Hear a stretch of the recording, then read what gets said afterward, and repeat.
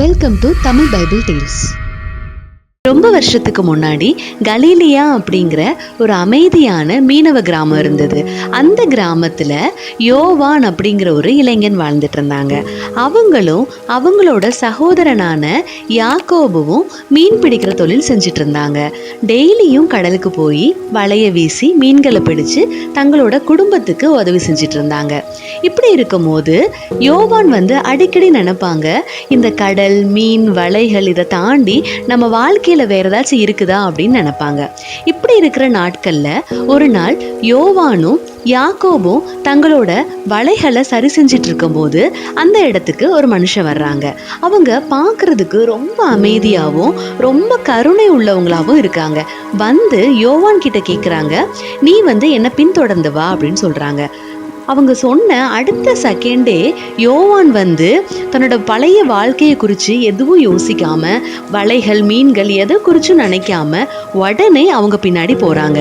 அந்த மனிதன் தான் ஆண்டவராகிய இயேசு தன்னை பின்தொடர்ந்து வான்னு சொன்ன ஒரு வார்த்தைய நம்பி யோவான் எல்லாத்தையும், தன்னோட பழைய வாழ்க்கை எல்லாத்தையும் விட்டுட்டு உடனே ஆண்டவருக்கு கீழ்ப்படிஞ்சு ஆண்டவருக்கு பின்னாடி போறாங்க. ஆண்டவரோட 12 சீடர்கள்ல ஒருவராகவும் இருக்கிறாங்க. ஆண்டவர் என்னென்ன செய்யறாங்க, என்னென்ன வார்த்தைகள் பேசுறாங்க எல்லாத்தையும் ரொம்ப கவனமா கவனிப்பாங்க. ஆண்டவர் செய்யற அதிசயங்களா இருக்கட்டும், ஆண்டவர் சுகப்படுத்துற காரியங்களா இருக்கட்டும், இப்படி ஆண்டவரோட ஒரு சின்ன சின்ன அசைவுகளையும் ரொம்ப கவனமா கவனிச்சிட்டு இருந்தாங்க. ஆண்டவர் மேல ரொம்ப அதிகமான அன்பு இருந்ததுனால எப்பவுமே யோவான் ஆண்டவரோட தோல்ல சாஞ்சிட்டே இருப்பாங்க. யோவான் இப்படி ஆண்டவர் கூட நெருக்கமா இருக்க ஆரம்பிச்ச நாள்ல இருந்து யோவானோட வாழ்க்கையில ஏசாயா 46:4 சொன்னதுபடி, நான் உங்களை தாங்குவேன், இனிமேலும் நான் ஏந்துவேன், நான் சுமப்பேன், தப்புவிப்பேன், இந்த வார்த்தைகள் நிறைவேற ஆரம்பிச்சது. இப்படி இருக்கும்போது தேவன் ஏற்கனவே முன்குறிச்ச மாதிரி இயேசு சிறைப்பிடிக்கப்பட்டு சிலுவையில் அறையப்பட போகிற அந்த நாள் வருது. இயேசுவை சிறைப்பிடிக்கிற அந்த ராத்திரியில இயேசு கூட சேர்ந்து அவங்களோட சீடர்கள் எல்லாரும் சாப்பிட்டுட்டு இருக்கிறாங்க.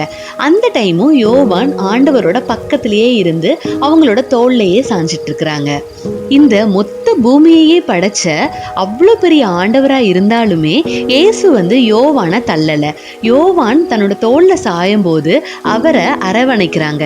எப்படி தந்தை தன்னோட பிள்ளைய அரவணைப்பாங்களோ, தாங்குவாங்களோ, அதே மாதிரி ஆண்டவரும் யோவானை தாங்குறாங்க. அன்னைக்கு ராத்திரி அந்த பந்தி முடிஞ்சதுக்கு அப்புறம் ஏற்கனவே முன்குறிச்ச மாதிரியே ஆண்டவர் சிறைப்பிடிக்கப்படுறாங்க. அப்பவும் யோவான் ஆண்டவர் கூட தான் இருக்கிறாங்க. ஆண்டவரை சிலுவையில அறையிறாங்க. இயேசு சிலுவையில அறையப்பட்டிருக்கிற அந்த நேரத்திலையும் தன்னோட வலி வேதனைகளை பொருட்படுத்தாம கீழே வருத்தத்தோட இருக்கிற யோவானோட இருதயத்தை பாக்குறாங்க.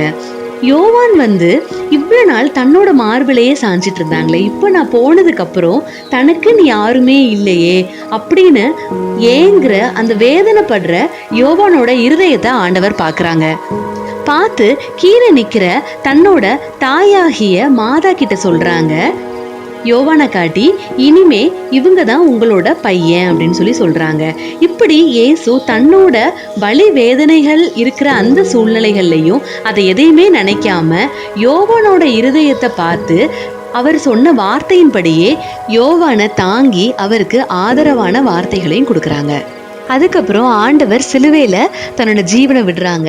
விட்டு 3ஆவது நாள் உயிர் தெழுந்து பரலோகத்துக்கு போனதுக்கு அப்புறமும் ஆண்டவர் தான் கூட தான் இருக்கேங்கிறத நம்பின யோவான் தன்னோட மொத்த வாழ்க்கையையும் ஆண்டவரை குறித்து மற்றவங்க கிட்ட சொல்றதுக்காக மட்டுமே செலவழிக்கிறாங்க. இப்படி ஆண்டவர் சொன்ன வார்த்தையின்படியே யோவானோட கடைசி நாள் வரைக்கும் ஆண்டவர் கூட இருந்து அவரோட எல்லா சூழ்நிலைகளையும் அவரை தாங்கி ஒரு சமாதானத்தோடு அவரோட வாழ்க்கையை முடிக்க செஞ்சாங்க. இப்படிதான் நம்மளும் ஆண்டவர் சொன்ன ஒரு வார்த்தையை நம்பி ஆண்டவரை மட்டுமே பின்பற்றி நடக்கும்போது ஆண்டவர் நம்மளோட மொத்த வாழ்க்கையிலையும் நம்மளை தாங்குவாங்க, எல்லா சூழ்நிலைகளையும் நம்மளை ஏந்துவாங்க, எந்த ஆபத்து காலத்திலையும் நம்மளை தப்புவிப்பாங்க. Praise the Lord.